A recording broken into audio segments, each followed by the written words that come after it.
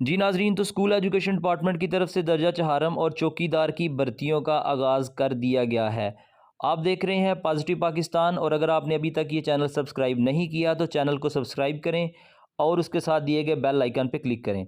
तो नाजरीन, डिस्ट्रिक्ट सियालकोट में भी स्कूल एजुकेशन डिपार्टमेंट की तरफ से भर्तियों का इश्तिहार आ गया है, जिसमें 100 वैकेंसीज जो हैं 100 वो चौकीदार की अनाउंस की गई हैं। इधर सिर्फ चौकीदार भर्ती होने जा रहे हैं, जिसमें 75 सीटें ओपन मेरिट पे हैं, 20 सीटें इन सर्विस कोटा है यानी कि मुलाजमीन के बच्चों का, और 5 जो हैं वो अकलीती कोटा में भर्ती किए जाएंगे लोग।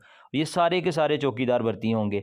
आपके सामने जो अभी स्क्रीन पे शो हो रहा है वो बेसिकली स्कूल्स के नाम है और उनके सामने सीटों की तादाद दी गई है। इसमें आप देख सकते हैं कि कौन कौन से स्कूल में ज़िला सियालकोट में हमारे पास चौकीदार की सीटें अनाउंस की गई हैं।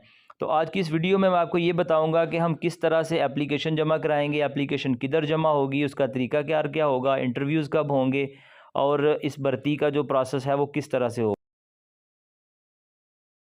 जी, तो सबसे पहले आप देखेंगे कि एप्लीकेशन कहाँ पे जमा होनी है। एप्लीकेशन अगर आप तो किसी हाई या हायर सेकेंडरी स्कूल में अप्लाई कर रहे हैं, इश्तिहार में आपने देखना है अगर आप जिस स्कूल में अप्लाई कर रहे हैं क्या वो हाई है, हायर सेकेंडरी है, प्राइमरी है या एलिमेंट्री है।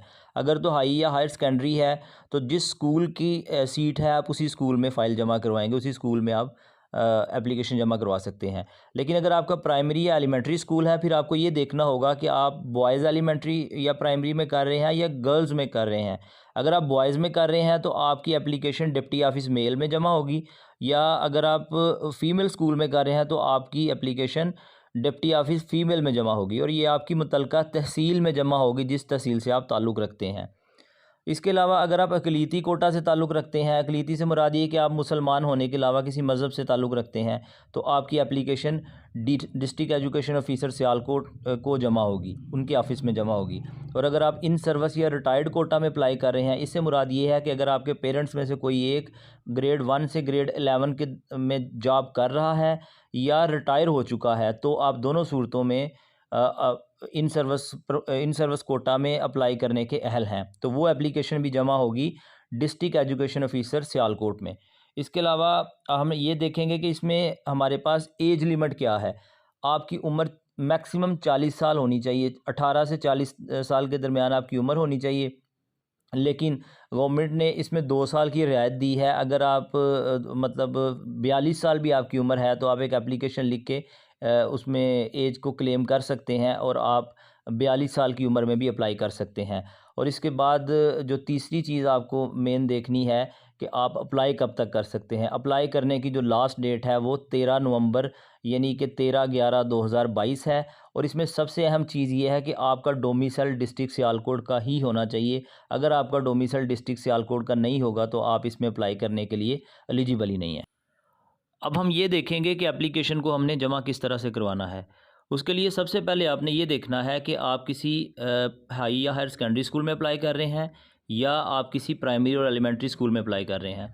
अगर आप हाई या हायर सेकेंडरी स्कूल में अप्लाई कर रहे हैं तो मुतलका स्कूल के हेड के नाम पे एप्लीकेशन लिखी जाएगी, और अगर किसी डिप्टी ऑफिस में यानी कि प्राइमरी और एलिमेंट्री स्कूल में अप्लाई कर रहे हैं तो फिर आपने एप्लीकेशन मुतलका डिप्टी के नाम पे लिखनी है। और ये जो एप्लीकेशन होगी ये हैंड रिटन होगी, यानी कि हाथ से लिखी हुई एप्लीकेशन होनी चाहिए। अब एप्लीकेशन के साथ आपने आपके जितने भी डॉक्यूमेंट्स हैं, डॉक्यूमेंट से मुराद ये है कि आपका अगर कोई प्राइमरी का सर्टिफिकेट है, इसके अलावा मिडिल का सर्टिफिकेट है, मैट्रिक का या इंटर का कोई भी आपका सर्टिफिकेट है, आपने उसकी कॉपी करवानी है, उसको किसी गज़टेड ऑफिसर से अटेस्ट करवाना है।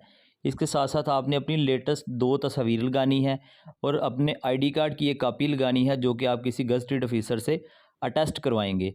और ये आपकी तीनों चीज़ें जो होंगी वो हैंड रिटन एप्लीकेशन के साथ अटैच होंगी। आपने जो अप्लाई किया होगा उसके लिए आपको इंटरव्यू डेट खुद ही याद रखना होगी। उसके लिए आपको अलग से कोई लेटर या कॉल या मैसेज बिल्कुल भी नहीं आएगा।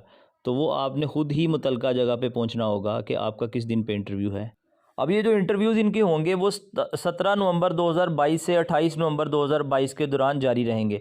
ये इंटरव्यू सारे के सारे गवर्नमेंट जामिया स्कूल सियालकोट जो कि बिल्कुल साथ है सीओ ऑफिस सियालकोट के, उधर होंगे। और ये इंटरव्यू सुबह 9 बजे शुरू हुआ करेंगे, जिनमें आपने अपने ओरिजिनल डॉक्यूमेंट जो भी आपने जमा करवाए थे वो सारे के सारे लेके जाने होंगे।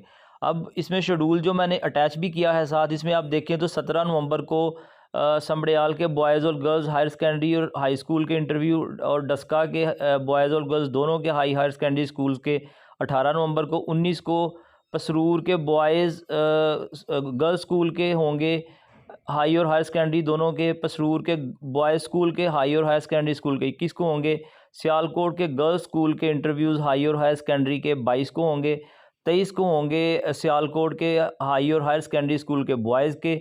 उसके बाद समड़ियाल के डिप्टी ऑफिस के 24 को, डस्का के डिप्टी ऑफिस के 25 को, पसरूर के डिप्टी ऑफिस के 26 को और सियालकोट के डिप्टी ऑफिस के इंटरव्यू जो हैं वो 28 नवंबर को होंगे। इसके बाद स्क्रूटनी होगी और वो उसके बाद आपकी जो फाइनल लिस्ट है वो जारी कर दी जाएगी। ये बेसिकली एक प्रोसेस है अप्लाई करने का। उम्मीद है कि आपको समझ आई होगी। अगर इसमें कोई कन्फ्यूजन हो तो आप कमेंट बॉक्स में रब्ता करके पूछ सकते हैं। शुक्रिया।